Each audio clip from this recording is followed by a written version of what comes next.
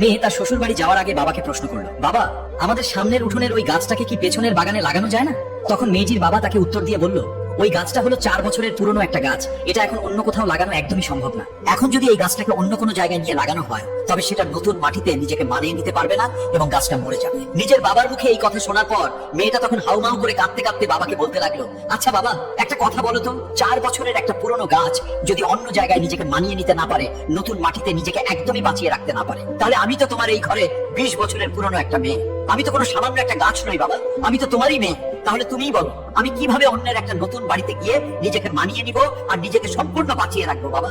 মেয়ের মুখে এমন একটা কথা শোনার পর তার পরিবারের সবাই যেন একদম অবাক হয়ে গেল আর তার বাবা অঝরে হাউমাউ করে কাঁদতে লাগলো। আসলে আমরা ছেলেরা মেয়েদের জীবনটাকে যতটা বেশি সহজ বলে মনে করি, তাদের জীবনটা কিন্তু ততটাও বেশি সহজ নয়, অনেক কঠিন। তাই আমি এই পৃথিবীর প্রত্যেকটা ছেলেকে বলবো, আপনারা সবাই দয়া করে মেয়েদেরকে মন থেকে সম্মান করতে শিখুন এবং তাদের ভালোবাসুন।